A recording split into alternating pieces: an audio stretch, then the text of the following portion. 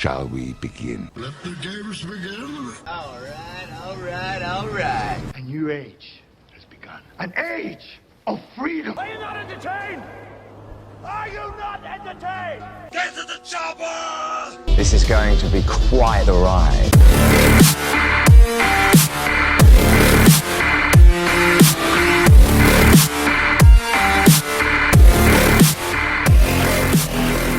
And hello, everybody, and welcome to the Movie Pit Podcast. I am your host, Christian Renteria. This is the podcast where we talk about all the big breaking movie news items of the week. We also talk about the movie trailers that came out this week, and we will talk about all of the biggest movies coming out in theaters and streaming for all your viewing pleasures. Hello, everybody. It has been a week. I apologize for there not being a podcast last week. Literally, all the time of the week just went by me, and I didn't know. It was one of those weird weeks where I just didn't know what day of the week it was, and when I found out what day of the week it was, and with work and everything, it threw me off last week, and it was the final week, so my sub job is done. School year's over, so I'm no longer a substitute, and now I can, make more podcasts this summer. I have some ideas on what I want to do. I already have one podcast lined up that I'm going to be doing, recording probably sometime next week, maybe the week after, and then releasing that fairly soon. So, that's what's going to happen with the podcast and everything. But I apologize for not having a podcast last week, but I'm back this week, and we're going to get right to it. We're going to talk about some trailers. We only have two real trailers that I was able to get at the time of this recording. One pops up, I'll edit it in there, but we only have two that we're going to talk about. One of them is a teaser, and Netflix released a teaser for their already much talked about biopic of Marilyn Monroe, titled Blonde. The reason why it's much talked about already is because it already received a rating of NC-17 for its graphic nudity, to say the least, from what I've been reading. So Anna Damaris, of course, from Knives Out and No Time to Die, and just a bunch of other great stuff she's been in. She will play Marilyn Monroe in the movie, and Blonde is based off the best-selling historical novel by Joyce Carol Oates, and it is directed by Andrew Dominique, who did The Assassination of Jesse James by the coward Robert Ford. He also did Killing Them Softly. He directed a few episodes of the Netflix series Mindhunter. So he's a very interesting director, to say the least. His style is very interesting, if you've never seen any of his movies. But the film takes place during Monroe's golden decades of the 50s and 60s, and by the looks of it, it looks like the movie will go into a deeper dive into her life as well. The teaser is rather short. It's only like about a minute long, and it shows the movie will be switching between back and forth between color and black and white. And from the looks of it, just from the teaser itself, it looks like the color stuff will be kind of her in the spotlight and everything, and then kind of the black and white moments look like they may be. This is just based off the teaser. I'm not sure this is what happens. I haven't read anything about the movie. I just know that it's very much talked about, and everyone was kind of up in arms about the rating already. But it seems like maybe the black and white stuff is more, the deeper kind of Monroe's deeper feelings and how she's portrayed in Hollywood. I don't know. That's kind of what I'm getting from. That's what I got from the 1 minute teaser that we got. But let's wait and see. Obviously, when the movie drops, if that is the case. The movie also has a very kind of eerie version, maybe slowed down version of Diamonds Are a Girl's Best Friend, which of course was sung by Marilyn Monroe. Blonde will stream on Netflix on September 23rd. Not much to go off, just because, like I said, it's a minute teaser. Not a lot of stuff to really kind of deep dive into it, except for my, somewhat hypotheses of why the film is in color and black and white. But there you go. The next trailer is the new trailer for Puss in Boots: The Last Wish was released this week. Antonio Banderas will return as the voice of Puss in Boots, which will see him attempt to slow down and settle down as he is on his last life. However, he learns about the mythical wishing star, which can restore all his lost lives. So along the way, he recruits Salma Hayek's character, Kitty Softpaws, and their new companion, Perro, I don't know why I said it that way. Federal, which is voiced by Harvey Guillen from the FX series What We Do in the Shadows. He plays Guillermo. He will travel with them. He's a dog. He's a therapy dog who is, when we first meet him in the trailer, and probably when we first meet him in the movie, he is disguised as a cat for some reason. I don't know. The movie will also have the co-starring voices of Florence Pugh, who is playing Goldilocks, who is the villain of the movie, who is working with the big bad bears. I almost say the big bad wolf. Oh, it seems like the big bad wolf will be in the movie as well. He'll be voiced by Wagner Moura, who looks like has metal arms or metal legs or something along those lines. But yeah, there you go. There is that. But the Puss in Boots: Last Wish will open in theaters on December 21st. I was a really big fan of the first movie. Obviously, it was a spin-off of the Shrek series, but I'm really kind of looking forward to this. The animation looks very different from the first movie. It looks it gave me, I don't know what it was, but it kind of gave me, I can't think of the Spider-Man. It gave me Spider-Man Into the Spider-Verse vibes. I don't know. There were some shots there that looked kind of like that a little bit. So the animation style is very different from the first movie, but I'm looking forward to it. I like I said, I like the first movie. I like the character. The character is really great. Yeah. There you go.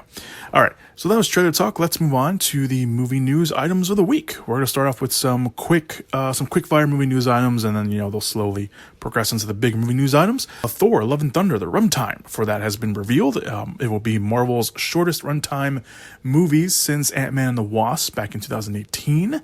The runtime will be 119 minutes, which is an hour and 59 minutes for those who need to know the hour and minutes. So it's just right under 2 hours. This is the second longest Thor movie after Thor Ragnarok, which did go over the 2 hour limit.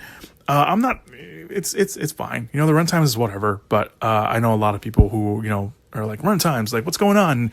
And yes, there have been a lot of movies released this year and even last year where they go over 2 hours for some reason. And it's like, I just want a good, 90-minute, 95-minute movie. I don't need a 2.5 hour, 2 hour, 45-minute movie all the time. Like, give me a good solid, give me a good solid 2 hour movie and I'm good.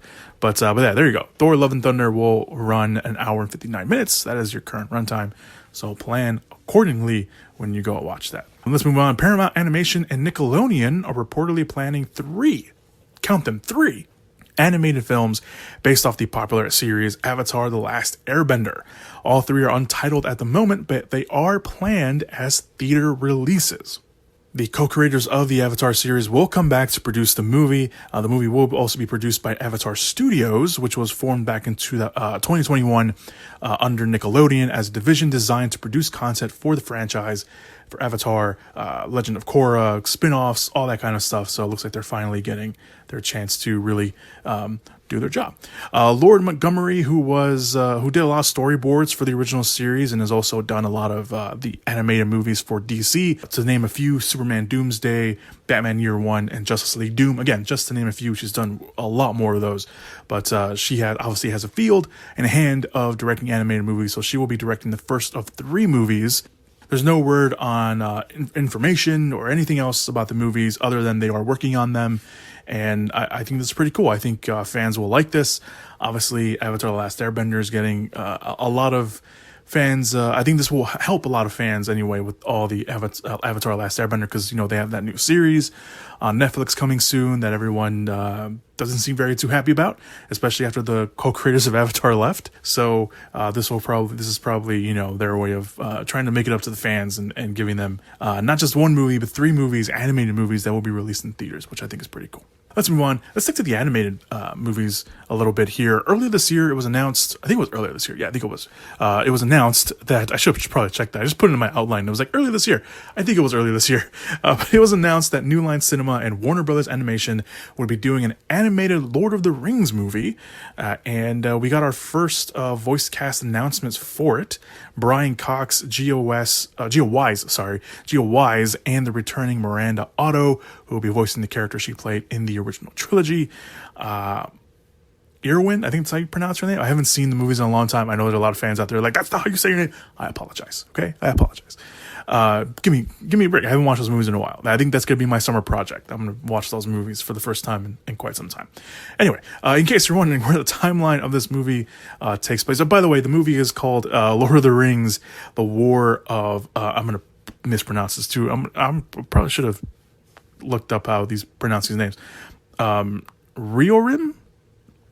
Maybe? I don't know. I'm sure a lot of fans are yelling at me right now.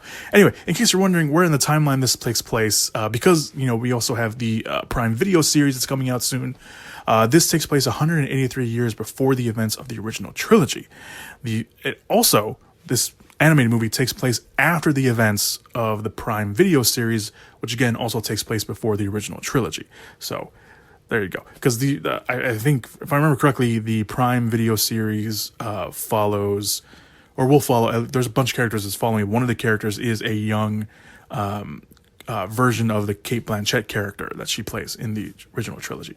So there you go. The movie itself will also center on the fate of the people of Helm's Deep, or at least the town where Helm's Deep is being held, because it will follow the daughter of the king of Helm Hammerhand. That's, I guess, his name. He was being voiced by Brian Cox in the movie. Wise will voice the character Hera. That's her name. And as she tries to fight off an invasion, and they will make their last stand, of course, at Helm's Deep. So we'll be seeing Helm's Deep one more time in the Lord of the Rings movies in animated form, so I'm pretty sure they'll try to do it as much justice as they can.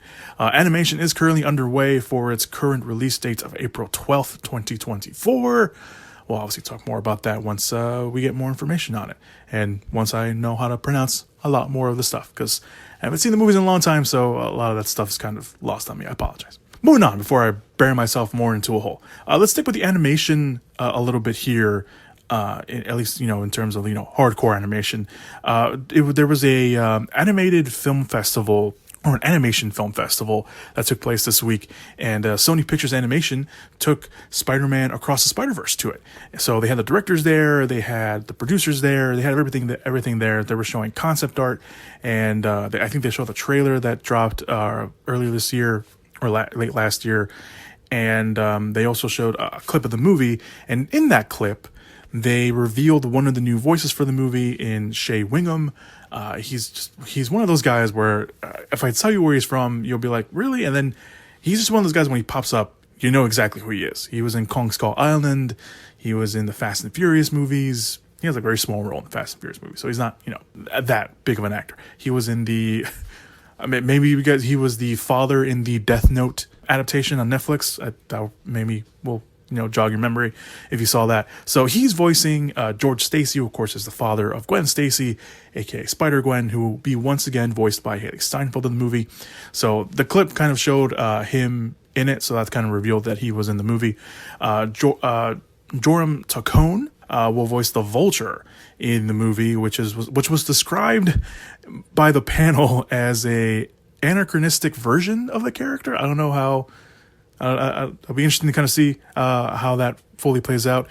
Issa Rae, which was already revealed, she will be voicing Jessica Drew, aka Spider-Woman, who is revealed to be pregnant in the movie. So that was a new reveal for the Jessica Drew character. Oscar Isaac will, of course, return as Spider-Man 2099 after making his introduction in the post-credit scene in Into the Spider-Verse. Jason Schwartzman will voice the villain, The Spot. The Spot will be a very interesting character, especially in animation, or updated animation, to see him kind of on the big screen. And I think they revealed kind of like concept art of the character, and it looks very, very interesting. Shamik Moore, of course, will return to voice Miles Morales, and Jake Johnson will return to voice Peter Parker as well. Spider-Man Across the Spider-Verse will open in theaters on June 2nd, 2023. Obviously very, very highly anticipated, but there you go on that. So I think that was that's kind of the last real animated story that we have here. Let us move on to the rest of the movie news items. Rian Johnson has revealed the title for the highly anticipated sequel. Speaking of highly anticipated sequels, for the highly anticipated sequel of Knives Out, the movie is officially called Glass Onion, a Knives Out mystery. The sequel will, of course, bring back Daniel Craig as Detective Benoit Blanc, along with a brand new cast in Catherine Hahn, Janelle Monáe, Kate Hudson, Leslie Odom Jr., Dave Bautista, Jessica Henwick, Edward Norton, and Ethan Hawke. Johnson did go on to say that the Benoit Blanc stories were inspired and are inspired by Agatha Christie, and gushed about her and her approach to her stories and how he plans on doing that with the Knives Out movies. I'm not going to read his full statement, but it was a very touching statement that he released on his Twitter page if you want to go check that out. He also did say that there was much more to come. Could mean that maybe we'll get a teaser soon, because we don't really have a teaser or a trailer or anything like that, maybe even a release date. We know the sequel will come out on Netflix with the title announcement teased a holiday season release. Netflix did admittedly say they were looking to release this movie in the fall, so Thanksgiving makes sense. Or they could switch up their release date plans and maybe release it on Christmas, kind of like the first one. So we'll have to wait and see on that one. We don't know anything about the movie, but we do know that the sequel will have a Mediterranean setting, mainly in Greece. So again, we don't know anything. Hopefully we'll get a teaser or something along the lines very soon, to the expectation that Rian Johnson set. I like the first Knives Out, so I'm looking forward to the sequel, and the cast is just overly amazing. Seriously, that cast is stacked. Let's move on. Announced last July, the third Paddington movie just got a big update. The last we heard about the movie was that director Paul King was leaving the director's chair to go work on Wonka, which of course is the prequel to Willy Wonka and the Chocolate Factory, and a new director was being looked for. Well, now we have that new director in Dongle Wilson. I think that's how you pronounce his first name. Wilson is a commercials director having worked with the big brands like Apple, IKEA, and AT&T. He's also done some Christmas advertisements in the UK and has worked with Coldplay. Yes, that Coldplay, the band. We also have a new title for the movie, which will be Paddington in Peru. So that means that the movie will move its settings from London and bring it back to Paddington's original home of the jungles of Peru. No official synopsis has been released just yet, but I'm assuming production will start soon. In the meantime, you can watch the first two Paddington movies, which are very, very good if you've not watched any of them. Highly recommend it. Or you can watch the little Paddington scene that he had at the Queen's Jubilee celebration last week, which was very, very, very funny and very Paddington-esque, and everyone seemed to really like it. So there you go. Moving on. Sony Pictures and PlayStation Productions announced last week that a production of their very popular racing franchise Gran Turismo is finally going to the big screen. Not only that, they hired writer Jason Hall, which, if my research is correct, Jason Hall was one of the writers on American Sniper and also one of the writers on Thank You for Your Service. Ironically, both military movies, which you see that and then you read Gran Turismo, it's like, okay. But they are also eyeing, the bigger news item of last week was that they were also eyeing Neil Blomkamp as a director. Neil Blomkamp, of course, the director of District 9, Elysium. Earlier this year, he released Demonic. So it was a very interesting choice that they would do that. But that was last week. This week, there was two tidbits that came out from the Gran Turismo movie. One was a log line that was attached. And it's apparently, the Gran Turismo games don't really have a story. It's really more just about the racing. It's just really like a racing. It's not like Need for Speed where, as the franchise continued, they started having like stories and stuff. Gran Turismo is just a straightforward racing game. But apparently the log line that was attached for the story is that this Gran Turismo movie will be based on the true story of the teenage player who won the series of Nissan competitions to become an actual professional race car driver. I don't know if you guys remember that. I remember that. I thought that was kind of interesting. I thought it was a very interesting take that they were going to do that, but apparently it really worked out. So Nissan, the company Nissan, had a bunch of competitions that they were working with PlayStation, and they were like simulation. They didn't actually put them, I don't think they actually put them in the race cars at all. I think it probably, maybe in the finale they think they did, but it was like this whole simulation that they did, like real life simulation with, they built these crazy, driving arcade machines, and they had a bunch of people audition, and the idea was that they would become an actual race car driver. And Gran Turismo obviously is one of, quote unquote, one of the most realistic driving simulations that you can have. From what I've heard from some people, especially, I haven't played any of the recent Gran Turismo games. Played the old one. Played Gran Turismo 2 on the PlayStation. Long time ago. Yeah, this kid won the series, and I don't know if there was a follow. I didn't check to see if there was a follow-up, if he's still racing or not. But that was the competition. The competition was, if you won this competitions, that you would become a actual race car driver, which I thought was very interesting. But apparently the movie will follow this. So it's based off the true story of this kid. I guess I don't know. I don't expect Neil Blomkamp, to direct that kind of movie, but maybe he has a certain idea for it. Maybe there'll be a twist. Who knows with Neil Blomkamp? But there you go. But the other big tidbit from the news that came out this week for Gran Turismo was that Sony has given the movie a release date of August 11th of next year. So they're moving very fast on this project. That means this project's probably going to start filming relatively soon, or at least by the end of the year, so they can make that August 11th release date. So that's the big news item there. But with all this said, this continues PlayStation's trend of projects in Hollywood as of late. Of course, Sony had massive success with Uncharted earlier this year. They also have the Ghost of Tsushima movie in the works with Derek Kolstad, the director of the John Wick movies in the works right now. And that's just on the big screen.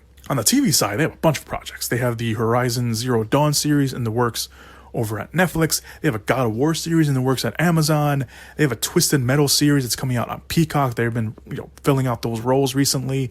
And then, of course, the big one is the Last of Us series that they just finished filming this week for HBO. So, PlayStation has been, trying to get into the Hollywood business. And I think the success of Uncharted really, just gave them the push they needed in Hollywood to be like, okay, here you go. We trust you. Go ahead and do, hire who you need, do what you need, and let's get the ball rolling, and let's all make a bunch of money together, right? So it'll be interesting to kind of see how this plays out. Like I said, Gran Turismo doesn't. It was interesting when I heard the news of Neil Blomkamp directing a Gran Turismo movie, because again, they don't really have a story. But then I heard about this being about the true story, and I still feel like there may be like a little twist because it's Neil Blomkamp. Neil Blomkamp is, the sci-fi guy. He's the fantasy guy. He's, Demonic recently was kind of his first foray into like real full-blown horror. So I don't know. I just don't expect him to like direct kind of like this, I guess, drama. I just feel like there might be a twist that we just don't all see coming, or maybe like a virtual reality thing. Maybe, I don't know. We'll see. But again, we don't have a lot of information. But Gran Turismo getting the big screen treatment. There you go. That's the news of the week. All right, let's keep it going. Dakota Fanning is reuniting with Denzel Washington after 20 years since Man on Fire for the Equalizer 3. Plot details are being kept under wraps at the moment, but Richard Wink, who wrote the first two Equalizer movies, he also wrote The Expendables 2, The Magnificent Seven, and The Prodigy that came out, was it earlier this year? I think The Prodigy was this year. It all blurs together. But he's coming back to write. Anton Folkwall is also returning to direct as well. The Equalizer does have a release date of September 1st of next year, so we'll probably start expecting a lot more casting announcements soon. But this is the first real big one since it was announced that they were making another Equalizer movie. But Dakota Fanning and Denzel reuniting after literally 20 years since Man on Fire is pretty cool. It's pretty interesting to see how they managed to work that out. But it'll be cool. Just a couple months after leaving the director's chair for Fast X, director Justin Lin has found a new directing job. Lin will direct the adaptation of the manga and anime One Punch Man for Sony Pictures. The story, for those not in the know, centers on Saitama. I don't know if I'm pronouncing that right. I apologize. I have yet to see One Punch Man. That is also on my summer list. A bold and frail-looking superhero who is able to defeat his opponents with a single punch, hence the title One Punch Man, and he usually, because of that, deals with the depression and the lack of motivation for fighting villains, because obviously he can beat them in one punch. The script is being written by Scott Rosenberg and Jeff Pinkner, who wrote the Jumanji movies, the new Jumanji movies, Welcome to the Jungle and The Next Level. They also, unfortunately, together wrote Venom. So there is that. And Rosenberg, for his credit, also wrote Con Air. I want to give you another movie besides his Jumanji movies that they have done. Pinkner, however, has had a hand in writing The Amazing Spider-Man 2 and the Dark Tower adaptation. So hold your enthusiasm for the One Punch Man movies. Maybe, they won't, write another Venom. Maybe they'll write another Jumanji-esque movie, which is good. The movie is actually... The movie was announced back in 2020, but this is the first real big update since then. No early word on who is being eyed to play the hero or when production will start. But now with a director in tow, especially a good one like Justin Lin, maybe we'll hear more about the movie sooner rather than later. So I'm looking forward to it. I've heard nothing but great things about the anime One Punch Man. Like I mentioned, it's on my summer list to watch. So hopefully we'll get a good movie. And it's Justin Lin. I trust Justin Lin. So I'm sure Justin Lin will have some say over the script, maybe even go over it before, they start shooting and everything. All right. So moving on, this is the last movie news item that I have, at least at the time of this recording. So here you go. We got some more Joker 2 news. Because last week, again, I didn't get to talk about it. The Joker's 2 title was revealed to be Joker Folie à Deux. Sorry, my Latin's not very good. Which was a medical term that refers to a, quote, rare delusional disorder shared by two or more people with close emotional ties. And because of that, once people started realizing what that subtitle meant, everyone that heard it and everyone online just started speculating that we would see a Harley Quinn in this universe. And, well, this week, The Hollywood Reporter reported that Lady Gaga is in early talks, to say the least, to join the sequel, which the outlet notes may in fact be a version of Harley Quinn in this movie. But that is not all. No. See, that would usually be it, right? But no, there was more, because in that same story, it is also said that the movie might be a musical. It is not confirmed, but they are saying that the Joker sequel might be a musical. Yeah. Todd Phillips will return to direct and co-write the movie with Scott Silver, who co-wrote with him on the first movie. Joaquin Phoenix will, of course, return to play the Joker, Arthur Fleck Joker, whatever you want to call him. However, there was no release date or production date announced as of yet. Look, I know Joker has a lot of opinions. Everyone has an opinion on the Joker movie. You liked it, you hated it, you felt okay by it. Personally, I'm gonna be honest, I've only seen the Joker once. I've only seen it once. And I think once was enough for me. Maybe, I'll go back and watch it. But I think over time, I think when I first watched it, I thought it was fine. I think I liked Joaquin Phoenix's portrayal of it. Obviously, it's kind of hard not to like Joaquin Phoenix in whatever acting role he's doing, because he always gives 110% in whatever he's doing. So I like that part. I think over time, I think the movie, you can, in hindsight, look back at some of it and it's like, you really that's really how you thought that was the best way to approach the story? I don't know. I'm not going to, just jump on the bandwagon of hating Joker just because everyone else is. I thought it was fine when I first watched it. I did. I thought it was fine when I first watched it. In hindsight, going back and thinking about it, there's a lot of things that I didn't like. There was a lot of things that I thought the movie was just going for style over substance.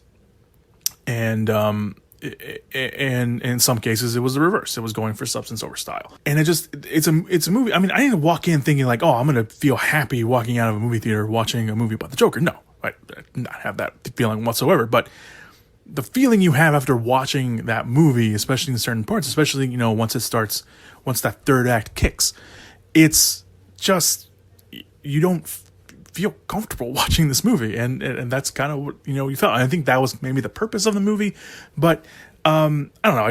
It was fine. I'm not a fan of the Joker movie. I'm not also gonna hate you or call you out if you say you're a fan of it. I just didn't like it. It wasn't for me. Put it that way. It just wasn't for me. So with the sequel news, it's like, okay, they're bringing back Joaquin, they're bringing back Todd Phillips. All right, you're going to bring in Lady Gaga as potentially a Harley Quinn character, or, Harley Quinn, or maybe a version of Harley Quinn, maybe not necessarily Harley Quinn, but maybe someone who is like Harley Quinn.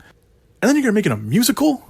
Like, look, I am down. Look, everyone always, this is the thing that everyone always says about comic book movies, is that although Joker, admittedly, even though it's based off a comic book character, never really feels like a comic book movie.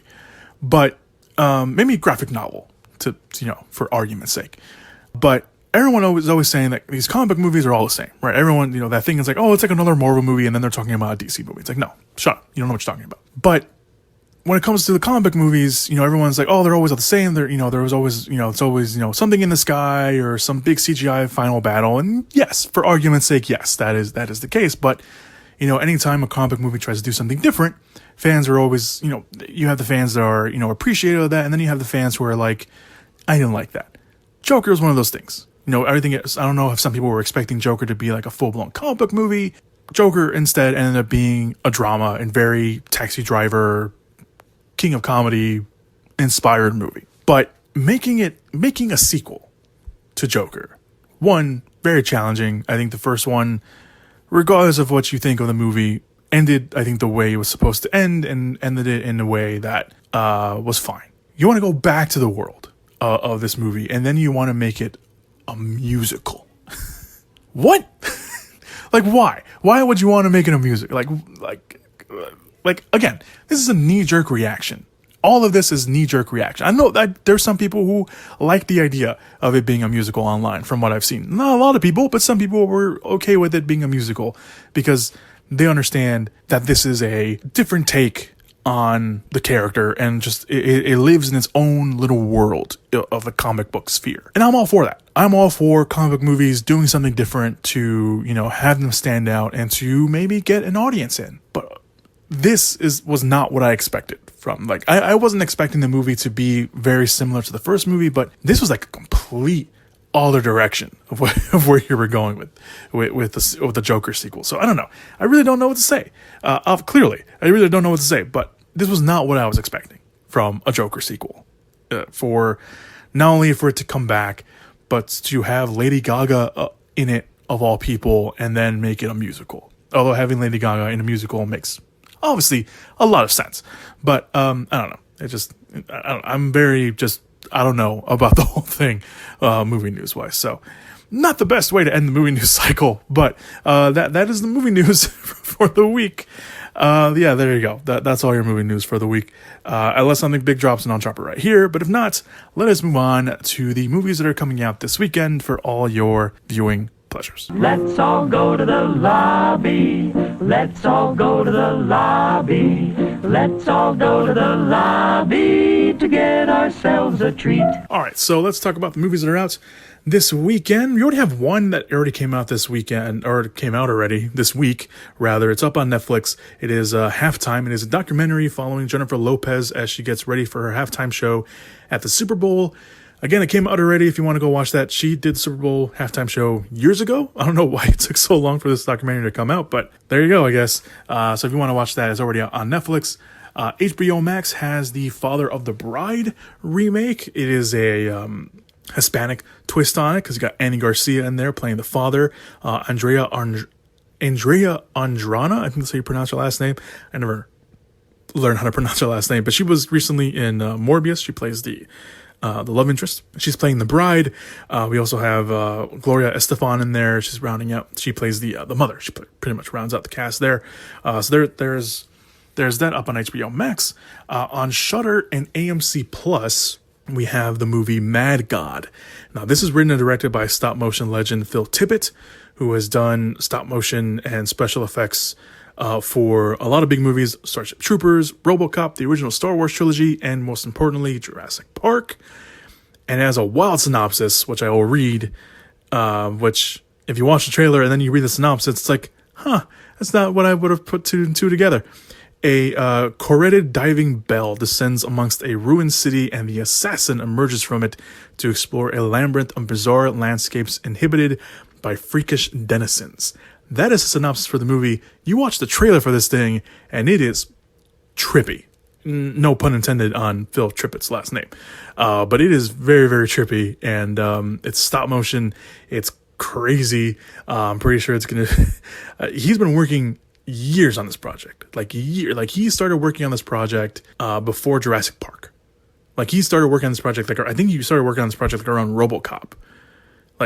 He had been working on this thing for years, and it's finally coming out. So it's obviously stop motion, and it's obviously crazy, and obviously he was doing all this other projects. So he finally finished it, and it's finally coming out. So there you go, Mad God on Shudder and AMC Plus. On Apple TV Plus, there is a movie that's been getting a lot of critical rave reviews in Cha Cha Real Smooth. It is about a young man played by Cooper Rafi. I think that's how you pronounce his last name. He also wrote the movie and directed the movie as well, so he has a lot of hats in this movie. But he plays a young man who works as a bar mitzvah party host, and he strikes up a friendship with the mother, played by Dakota Johnson, and her autistic daughter. The movie also stars Brad Garrett and Leslie Mann. I think Leslie Mann plays Cooper Rafi's mother in the movie, if I'm correct. But yeah, this movie's been getting some rave reviews from what I've been seeing. Some mixed reviews too, but for the most part, it's mainly positive for Cha Cha Real Smooth. So go ahead and if you got your Apple TV Plus subscription, there you go. And finally, the last big movie up on streaming, it's up on Netflix. It is Spiderhead. It is based off a short story by George Saunders and written by Renton Reese and Paul Rennick, who of course wrote Zombieland and Deadpool. In the near future, convicts are offered a chance to volunteer as medical subjects to shorten their sentence. One such subject for a new drug capable of generating feelings of love begins questioning the reality of his emotions. The movie stars Chris Hemsworth as the man in charge of the program, Miles Teller as, I'm assuming, the convict who that will mainly follow, and Journey Smollett is also in the movie. She plays a fellow convict as well that gets wrapped up into all of this. I believe this movie is also directed by Joseph Kosinski, who did recently Top Gun Maverick. So yeah, this movie has a lot going for it. I don't think there's been any reviews for it, at least from what I haven't seen, but some people have already seen this movie, not officially reviewed, but people have seen it, and they're saying that it's at least worth the watch. So I'm excited for that. This movie looks pretty crazy. We talked about it when the trailer came out. It looks very, very insane, and I am fully looking forward to watching this. So that's up on Netflix at Spiderhead. But this week in theaters, we only have one real big movie, and it is Disney and Pixar's Lightyear, of course, based off the this is like a spin-off of the Toy Story franchise. Obviously, we have Lightyear. It is based off the person that inspired the toy. So this is the real Buzz Lightyear who, obviously then got a toy made out of him. And I know that's apparently that's still confusing to a lot of people, but there you go. But yeah, this I'm looking forward to this. Chris Evans voices Buzz Lightyear in the movie, and I've been seeing some good things about it. People are saying it's really good, so I'm excited for it. Hopefully, I'll get a chance to watch it in theaters. If not, then I will definitely watch it as soon as it hits Disney Plus. But I've been looking forward to this for a little bit. This is a movie that I was kind of optimistic about. Really optimistic about, because it's like, you hear the idea, it's like, okay, like, we're so used to seeing Tim Allen as Buzz Lightyear, but knowing that this is based off the actual person that inspired the toy, I was like, okay, yeah, you can't have Tim Allen voice the guy who voiced him and then the toy. So I was okay with the changes, but yeah, again, some pretty positive reviews so far for Lightyear. I'm looking forward to it. And looks pretty good. So there you go. In theaters, Lightyear, and in everywhere else streaming, Netflix has Spiderhead, which again I heard is very good. Apple TV Plus has Cha Cha Real Smooth. Shudder and AMC has the movie Mad God. HBO Max has Father of the Bride, and already out on Netflix if you want to go watch it is Halftime. So there you go. Those are all your movies out in theaters. Obviously, of course, there's Jurassic World Dominion, which is out in theaters as well. If you want to go. Check that out. I'm pretty sure packed. It's still gonna probably be packed, but I think most of the families will have moved on to Lightyear, so maybe it won't be as packed. Thank you guys so much for listening to the podcast this week. I very much appreciate it. I'm sorry if I feel a little disheveled.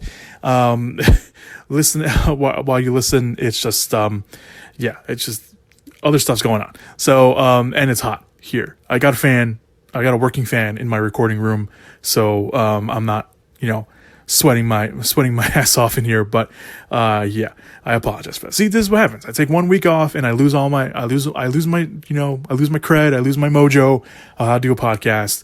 Thankfully the summer's here. I'll be doing a lot more podcasts, and I'll be smooth riding for the rest of the summer. So all right, thank you guys again so much for listening. Be sure to check out all the links down below in the description / show notes area. You got the trailers that dropped this week. You got the social media accounts for the Twitter and Instagram, and of course the other place where you can listen to the podcast.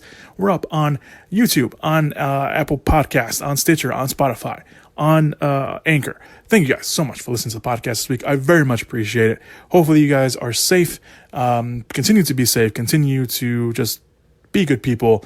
And if you're in the heat wave like I am here in the Chicagoland area, please take care of yourselves. Be cool. Do not overdo it and get heat exhaustion, because that sucks. So yeah. All right, thank you guys. I will see you guys next week. Maybe early next week. I'm still deciding on what I want to do next week besides the weekly roundup of news. But obviously keep an eye out on the Twitter page for that. I'll obviously keep you guys updated up on there. And yeah, so be good people. Continue to be good people. And as always, go watch some movies. Whoop whoop! Yeah! Give it up! Movies!